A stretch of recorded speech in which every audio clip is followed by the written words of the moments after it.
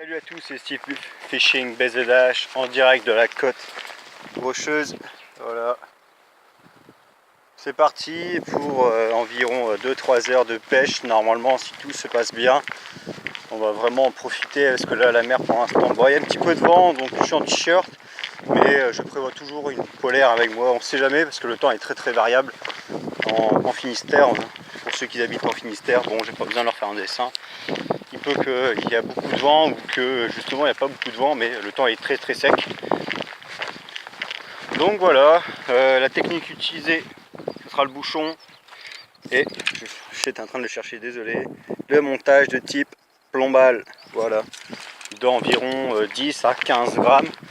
Ici sur la côte rocheuse, comme je vous parlais la dernière fois, lors de la présentation du montage texan de 15 grammes, on peut monter jusqu'à 30 grammes, ça dépend vraiment les zones, ça dépend vraiment des zones rocheuses où vous pouvez vous trouver, parce qu'il y a des zones, vous allez tomber sur un surplomb de plus de, enfin un surplomb, oui, moi j'appelle ça des surplombs, ça veut dire en fait que vous allez avoir des failles, donc ce n'est même pas la peine d'aller là, parce que après bon, ça dépend quel moulinet aussi vous avez, enfin il y a beaucoup de variables.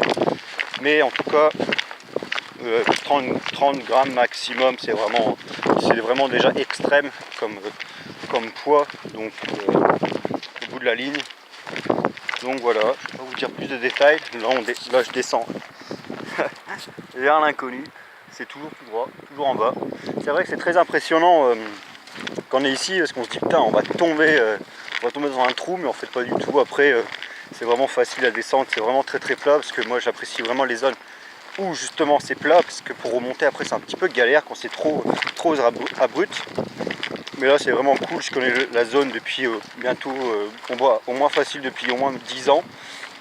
J'avais 15 ans que je pêchais déjà ici sur cette côte rocheuse, donc voilà, c'est un magnifique spot, hein. C'est vraiment très joli la côte rocheuse que je pêche. Voilà pour cette petite vidéo, cette deuxième vidéo en pêche extrême. Ah, il y a un gros bateau d'ailleurs, là-bas. Il y a un gros bateau. Voilà. Ça, généralement, on les trouve, lui, on le trouve généralement, c'est quand il vient ravitailler. La Sobalt, c'est une entreprise de carburant.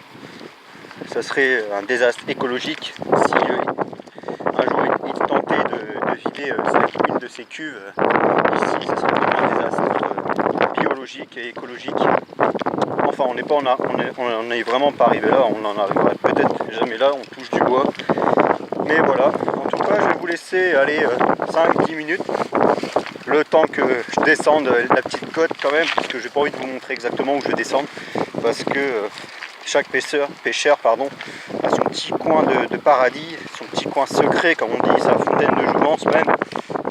Voilà, même si maintenant on parle de plus en plus des techniques utilisées, bon ça je trouve ça assez loyal, mais de parler de là où par exemple je vais à Poulan-sur-Mer à ce point-ci, oh putain j'ai fait un bar de 10 kg, vas-y il faut que tu te ramènes, après tu dis ça, lui il dit ça à l'autre il va redire ça à un autre, après bah, le spot est fichu quoi.